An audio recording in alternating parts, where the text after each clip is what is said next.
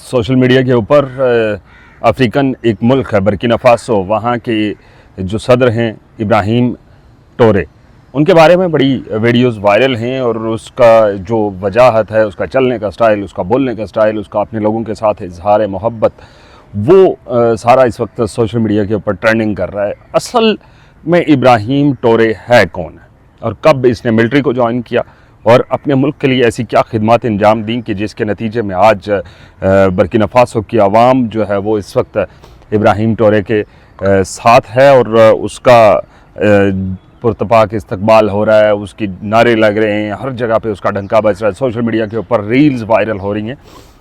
बहुत कम लोग हैं जो जानते हैं कि बर्किना फासो कहाँ है और इब्राहिम टोरे कौन है। कोशिश करेंगे, कुछ फैक्ट्स हैं जो मैंने तलाश किए हैं और वो आप तक पहुंचाऊं ताकि आपको भी उस नौजवान के बारे में मालूमात मिल सकें।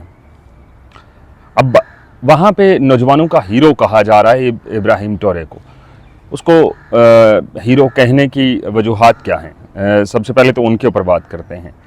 बर्किना फासो के सदर इब्राहिम टोरे की उम्र इस वक्त सिर्फ 37 साल है और इक़्तिदार में आए जो 2 साल के अंदर उसने तब्दीलियां की हैं, उन्होंने पूरी दुनिया को हिला के रख दिया है।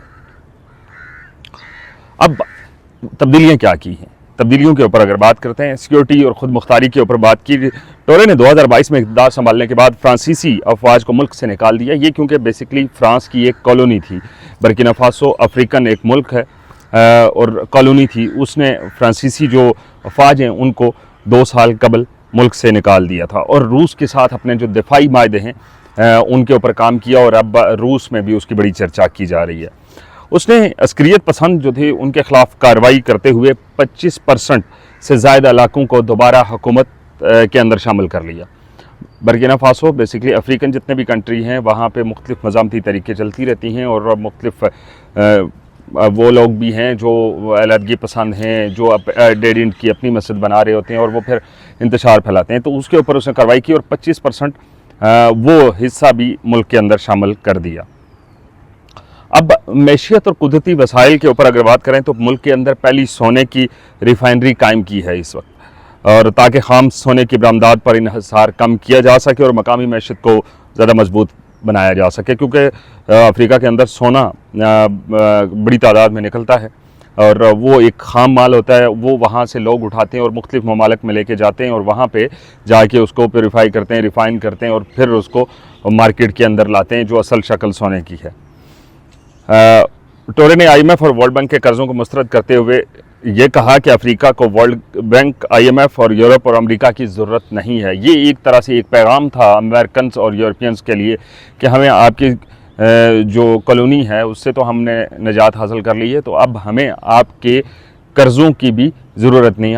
हम अपनी मैशत जो है उसको ख़ुद बिल्ड करेंगे, ख़ुद उसके अंदर काम करेंगे ताकि हमारे जो नौजवान हैं या वहाँ की जो आवाम है उसको फ़वाइद मिल सकें। ज़राअत के ऊपर 400 से ज़्यादा एकड़ ज़राअत और खुराक के लिए खुद कफालत, 400 से ज़्यादा ट्रैक्टर, 229 हिल और 710 मोटर पंप्स किसानों में तकसीम किए। टमाटर, चावल, ज्वार की पैदावार में नुमायाँ इजाफा हुआ जिससे खुराक की खुद कफालत की जानब एक पेशरफ्त है। अब उसने 3000 किलोमीटर सड़कें बनाई जिससे दही इलाकों से मंडियों तक रसाई का एक ज़रिया बना, क्योंकि कहा जाता है कि मवासलाती निज़ाम किसी भी कौम की तरक्की का ज़ामिन होता है। अगर मवासलाती निज़ाम अच्छा दुरुस्त नहीं है तो वो कौमें तरक्की नहीं कर देती। डॉनसन एयरपोर्ट की तामीर जारी है 2025 में, अब इस साल के इख्तिताम तक उसके मुकम्मल होने की तवक्को ज़ाहिर की जा रही है। अदालतों पर बरतानवी तर्ज के जो विग्स थी, गाउन्स के इस्तेमाल पर पाबंदी लगाकर रवायती बरकनाबी लिबास जो है उसको उसने फ़रोग़ दिया और उसमें शामिल किया। नौजवान नस्ल में उसकी जो मकबूलियत है उसकी बहुत सारी वजूहात हैं। उन वजूहात में अगर हम बात करें कि टोरे ने नवाबादियाती निज़ाम जो था उसके असरात से आज़ादी की कोशिशें, खुद मुख्तारी पर नौजवान ज़ोर दिया, जिसकी वजह से नौजवानों में बड़ी हद तक मकबूल हुए। सोशल मीडिया पर मौसर मौजूदगी, मैंने पहले अर्ज़ किया कि वहाँ पर सोशल मीडिया के इस्तेमाल करके उस शख्स ने दुनिया के अंदर अपनी एक हाइप क्रिएट कर ली है। सोशल मीडिया के ऊपर उसके रील्स वायरल हो रही हैं, उसके इंटरव्यूज़ वायरल हो रहे हैं, उसकी बहुत सारी ऐसी चीज़ें जो क्या करता है, कहाँ जाता है, स्टाइल क्या है, खाता क्या है, वो सारी चीज़ें उसने अपने सोशल मीडिया के ऊपर वायरल की हैं।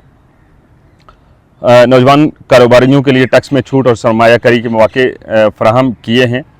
अब हम अगर बात करते हैं कि इब्राहिम टोरे है कौन है। इब्राहिम टोरे 14 मार्च 1988 को बर्किना फासो के गांव केरा में पैदा हुआ। इब्तदाई तालीम अपने गांव से हासिल की और सानवी तालीम बोबो के एक हाई स्कूल में मुकम्मल की, जहां वो खामोश और बासलाहियत तालिब इल्म के तौर पे जाना जाता था।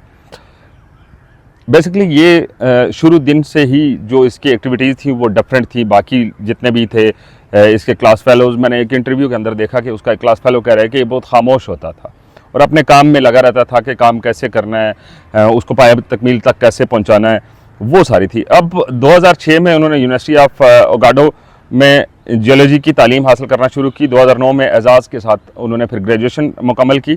2009 में ग्रेजुएशन मुकम्मल हुई। तालीम के दौरान वो मुस्लिम तलबा की एसोसिएशन और मार्क्सी नज़रियात और मबनी एक एसोसिएशन ऑफ नेशनल दीनों बरकिना ANEB के रुकन रहे, जहाँ वो अपने हम जमातों के लिए हकूक़ की आवाज़ उठाते रहे।